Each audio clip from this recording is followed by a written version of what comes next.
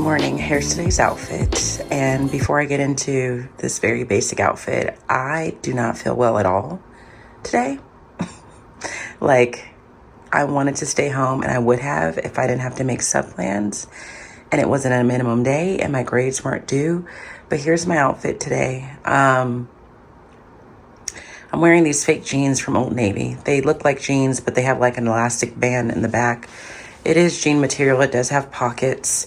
And I'm wearing it with this very basic red t-shirt from Michael's because it is Red Ribbon Week and we have to wear red today. And this is the only red that I have.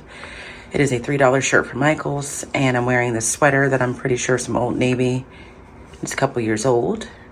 And I'm wearing these tennis shoes from Sam Edelman that I like. I have 3 different pairs and 3 different colors. They're very comfortable. And then I'm just wearing the same hoop earrings I've been wearing for the past few days from Ana Luisa. This Aries necklace is from, I want to say, Met and Lily. This ring is from Uncommon James, and my frames are from Warby Parker. So that is it. I'm going to get a medicine ball tea from Starbucks and hope for the best. And I'll check in with you guys a little bit later. All right, it is many hours later. It's about 5 o'clock and I'm at home. I thought I would vlog when I got into the classroom at some point today, and I just couldn't do it. Like, the day got away from me and I just wasn't in a place to want to vlog and be in my classroom any longer than I needed to be, because honestly, like I said this morning before I left, I just wasn't feeling good this morning, and I'm still not feeling great now. I feel slightly better than I did this morning, but I know for a fact that after I finished talking to you guys, I need to take a shower, take some more medication, and I just need to lay down. So I didn't have any energy for anything or anybody really today. And luckily it was a minimum day, so the day was shorter. But that's one of the hard things about teaching. Like, when I woke up this morning, I really wanted to cry, because in, you know, another job, if I woke up and I felt like, oh, I'm sick, like I can barely get out of bed, and for the most part, I know not everybody has sick time and all of that, but in many cases, or in previous jobs I've had at least, it would just have been a matter of me calling in saying I'm sick and like being able to go right back to sleep. I desperately wanted to call in today, but I'm like, I can't, because I have no sub plans. I am nowhere near, or my class is nowhere near prepared to have a sub, so let me just suck it up and go. On top of the fact, like, even if I was prepared to have a sub, this is not a good time to have a sub because I need to finalize my grades. And even if I stayed home, I would have had to get work done, and I just would have rather have gone in today to try and get all my grades done than be at home trying to do that, knowing that I'm tired. So I muscled through. I did go get a tea from Starbucks, their Citrus Defender, which I think is the closest thing to the medicine ball tea, and that helped a little bit. But it was a long day, even though it was a short day. As of right now, I think I have most of the grades in that are going to be in. Tomorrow I need to add things like citizenship grades, which are very easy to do, and comments, which are also easy to do because we can only add comments from a drop down menu, so it doesn't really take a long time. So all the heavy lifting of making sure all my grades are in is pretty much done. But I definitely wanted to check in today because I'm trying to just make an effort and stay in the habit of uploading daily, because it is actually easier for me. But also just you know, just a moment of realness as a teacher. And yeah, really just a moment of realness. So Friday I vlogged in the morning, really just to close out the vlog, but I didn't vlog the rest of the day. By the time I left school on Friday, I just was not in a good mental place. Really just because I feel like for the past, I would say 6 or 7 weeks, I have just been dealing with negative energy in my classroom from a very small population of parents. And negative in the sense that, like, I went about my day and went about what I knew. I could and should do in my classroom, but just it got to a point where it was very reminiscent of an experience I had when I was at my other school. Not the first school I started blogging from, but the school I transferred to from that school. And I've mentioned a few times, when I was at that school, there was this like group of moms that I think they all knew each other because they were all on PTA. It was a PTO, but like they were PTA moms. And when I transferred to that school was brand new, and so the school was populated by kids that were to some degree involuntarily pulled from the school that they need to be pulled from, which meant also parents were coming along with them and all of that. So just that in and of itself is a weird dynamic, because you have people that are leaving a school that a lot of them were actually happy at to go to a new school because of district boundaries and lines. So, but there was this little cluster of moms that all knew each other from the previous homeschool, and my understanding is at that previous homeschool there was a certain kind of like climate or dynamic between PTA moms and teachers, to the point where this particular group of moms, not the moms that I have been dealing with this year, but this particular group of moms had a certain sense of like entitlement, or like they felt like because they were in PTA or PTO and they had positions there, that somehow they had some kind of authority over how I chose to do things and what I should and should not do. And I think they felt that way because to some degree that's what was happening with some teachers at that previous school. And that's fine. There are some teachers that feel like, oh, the parents in PTA or PTO, like, you know, they support the school, so I got to make sure I keep them happy. And that's a great sentiment until it's not. Like, that can be very dangerous. And so it was a group that I feel like was just like, they, for lack of a better term, were just really busy for the first few months of school, just trying to like, you know, like try and poke holes at me, or like question what I was doing, or question my ability, like, because I was one of a few teachers at that school that had not come back, had not come from the previous school. So I was brand new to them, whereas a lot of the other teachers they were familiar with because they too had come from that school. And so like I would look up and those moms would just be everywhere. They would just be asking me questions all the time, and they would ask me questions not thinking that I would have an answer to them. That eventually died down, but it was just like this negative energy where you just feel like you're just showing up to work every day, doing your job, putting your best foot forward, you know, putting a lot of thought into what you do, and you just have like, and it's never a lot. It's usually just a couple, a few that are really just kind of trying to get at you. And this is not all in my head. I know this happened for a fact because eventually one of the moms that was in that little crew kind of, you know, rebelled against the group, and at one point came to me and was kind of telling me like the things these moms would be saying and how they felt about me, and you know, all the questioning they were doing. And she got to a point where she realized, you know what, Miss Robinson really isn't this evil person. She's actually doing some good things for our kids. And so she kind of like removed herself. Fast forward to now, it's not quite to that extent, but you know, I had a couple of moms that I just feel like a situation was resolved, and like ultimately because I wasn't doing exactly what they wanted me to do, they just were kind of like trying to nitpick and complain and like insinuate things about me, and you know, call people, you know, call the principal, call the district office. And it just like, and I was aware all of this was going on, and again, I kept about my business, and I wasn't worried about principals being called or the district being called, because at the end of the day, I know what I'm supposed to do. I know how to handle myself. I am a professional. I do know how to follow district protocols.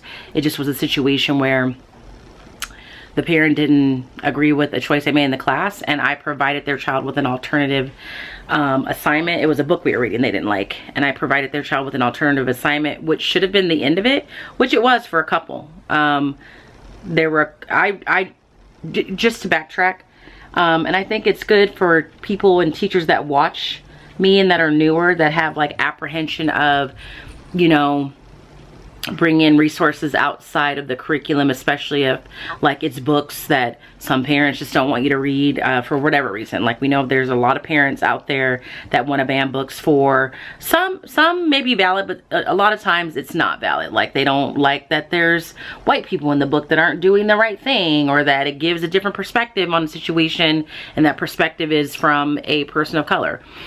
Those there's no justification in banning those. But I read 4 supplementary novels, and I'm very upfront with parents. And this year I was even more upfront in the sense that I shared all 4 novels that I was going to read throughout the year at back to school night. And these are the same 4 novels that I read last year with my class, and it went really well. But because they are supplementary and they're not district adopted, you know, I have to be upfront and let them know. And so the first one, I said, this is the first book we're going to read. And every time I introduce one of those books, I let parents know.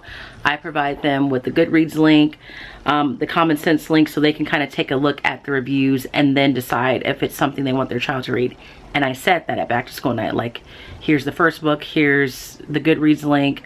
I made it available on Google Classroom, on my back to school night slides, on my school website, and said, you know, take a look at it. If it's not a book you want your child to read, let me know and I'll give an alternative assignment. And there were a couple parents that said that, and I gave the alternative assignment. Done deal. And again, as a teacher, as soon as a parent calls and says, I don't want my child to read this book for whatever reason, I'm not arguing that point. I'm not going to try and convince them otherwise. I'm not going to say, are you sure?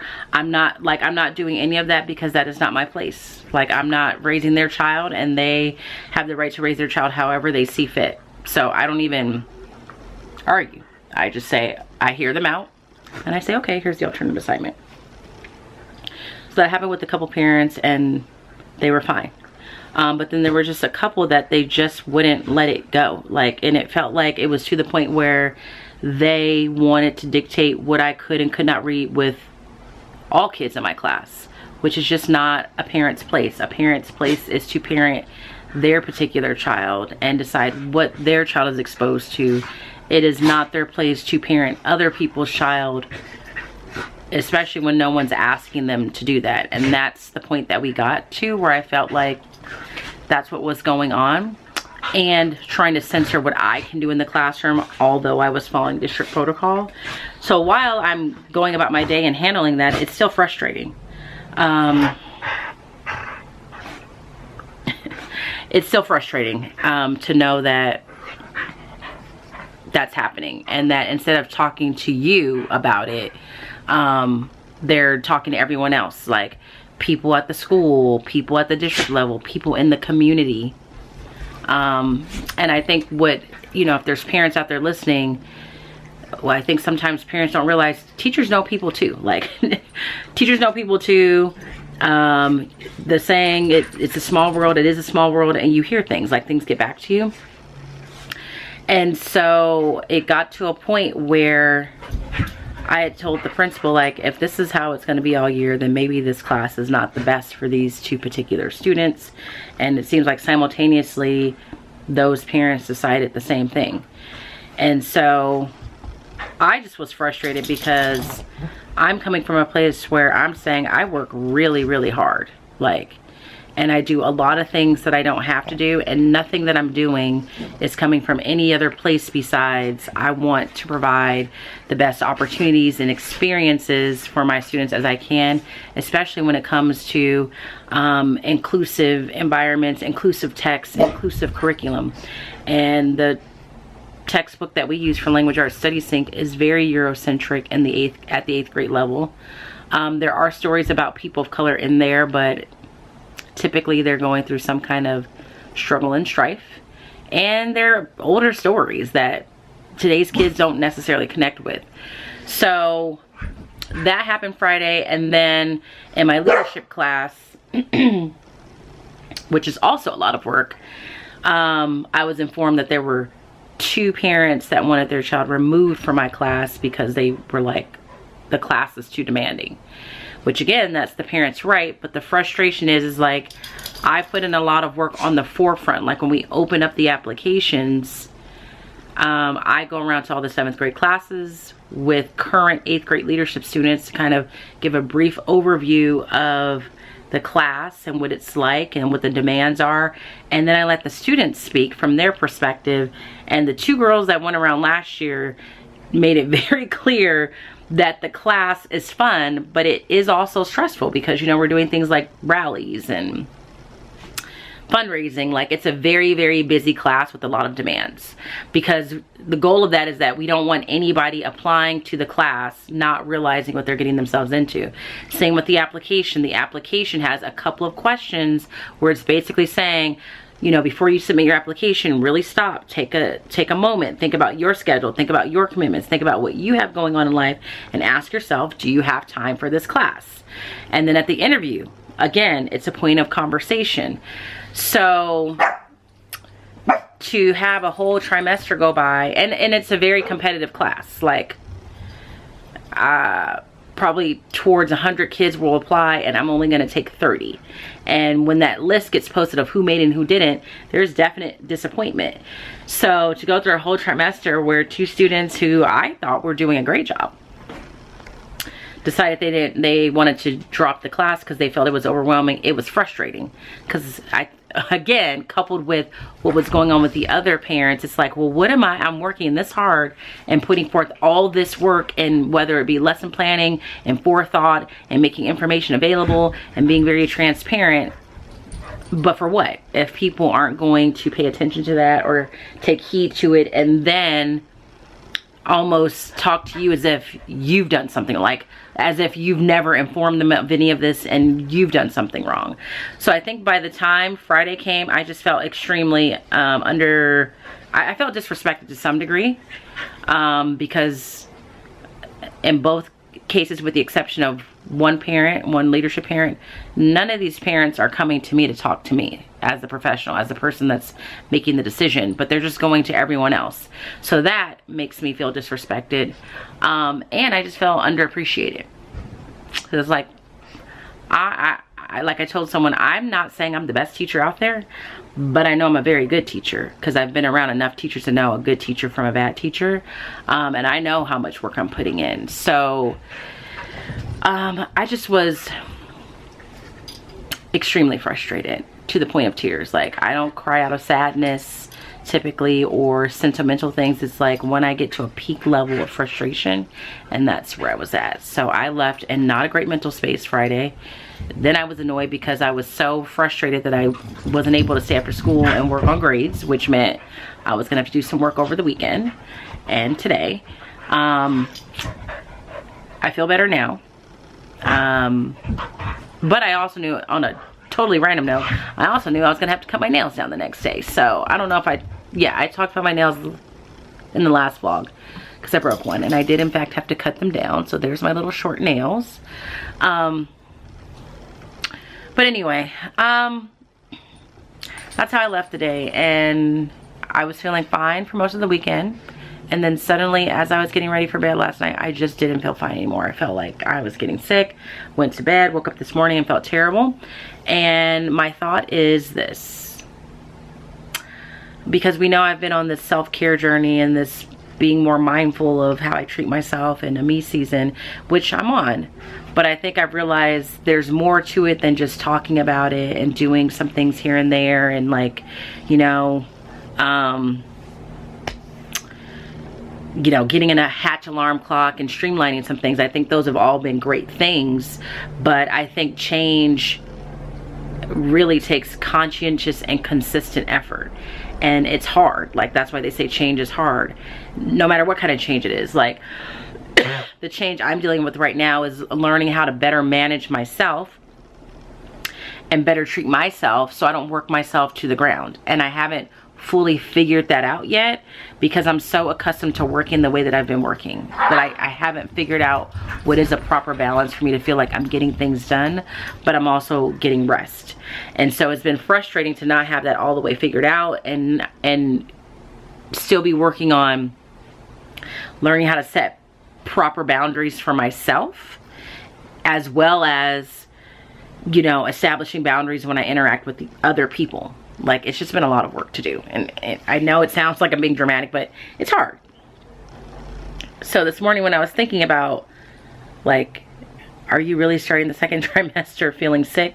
I think that's God's way of just showing me like, okay, you got better. You're doing better than what you were doing maybe last year. You've put a couple of things in place, but by no means should you think that you've got it all figured out. So I think me getting sick was just God's like concrete visual or tangible thing to say like, but you're still not where you need to be, because you've still worked yourself to the point where your body's kind of breaking down right now because you've overworked it. Because quite honestly, I feel like this whole trimester, I have been working every single weekend. I can't think of a time where I completely was able to just like detach myself. And last year, there was a stretch of time where I was like, I don't work on the weekends. And I didn't. And I definitely need to get back to that. And that's where I'm at in my process of change, is learning how to truly prioritize things and truly accept the fact that I will never, ever, ever be done with this job. There's always going to be a task. There's always going to be things to do. And I have to learn how to prioritize what absolutely has to be done right now, today. And I think because I'm not responsible for anything else but me and these 2 dogs, like I don't have a child or anything to feed, like there's nothing that forces me to be better about that. And so I have to force myself. So that is my big life epiphany right now as I'm sitting on the floor, getting ready to shower and rest my head. But it's the second trimester, and Friday was rough. The end of the day was rough. But I feel like that negative energy and that like negative atmosphere that I was having to work through is now behind me. It's a new start, it's a new trimester, and it's a new start for me to really continue to be better about treating myself properly. Really holding myself accountable to having boundaries for myself. Learning how to be a little bit more flexible and give myself more grace, because that's something that I don't really do. I can be very rigid and very strict and very hard on myself. And that's great in some situations, but it also can be very detrimental. Because that means sometimes I'm so focused on being black and white, and I'm so focused on the rule that I established for myself that I'm actually not taking care of myself because my focus is on the rule. So I think I did well today in the sense that I left work at about 4:30. I left and said I've put in all the grades that I feel like are necessary to put in. I adjusted some things so that they weren't going to take as long as I thought they would, and I had to tell myself it's okay that you've kind of altered how you decided to grade something, as long as you still feel like it's valid. And for me to do that, to just mentally accept that, is progress. So now I'm getting ready to take a shower. I'm gonna get some soup or something, and I'm just going to lay down. I don't 100% know what I'm doing in language arts tomorrow. For some reason I'm having like a mental block as to what I want to do next. There's a couple of avenues I need to go down, and I just don't know which one I want to go down yet. And I also don't have the mental space to do that right now because I just don't feel well. But it's gonna be okay. So this wasn't really a vlog so much as a sit down on the floor with me and hear me talk things out. But this is just a moment of realness. I think in all reality, I think everybody needs to be a little bit better. I think we all need to be a little bit better. I think parents need to trust teachers more as professionals. Parents, and not all, I'm just saying very general statements, parents need to remind themselves like, you are an expert on your child and raising your child, but I'm an expert on my class and what I need to happen in my class. And I also thought over the weekend, you know, something, not that this was said to me this year, but some people will say, well, do you have kids? And that is always said as if to insinuate, well, because I don't have kids, I don't really have any sort of knowledge base on how to handle kids. And I realized, like, no, I don't have kids, but I probably have more experience with kids than you do, because you're an expert on your child or your children, and I'm an expert on several children this age, like hundreds of children this age. So my thoughts and my opinions and my beliefs are valid. So, but that is all I have to say right now. I'm hoping to feel better tomorrow, but if you enjoyed this little sit down of me just kind of letting you know where I'm at, I can't believe I've been talking for about 23 minutes. Please give this video a thumbs up. If you can relate to anything that I said, please feel free to leave a comment. If you like you feel better, or you're encouraging me, or you're sending well wishes so I wake up in the morning feeling less run down, please give this video a thumbs up. But as always, I hope that you guys are well, and if you're not well, please be well, and I will see you hopefully tomorrow.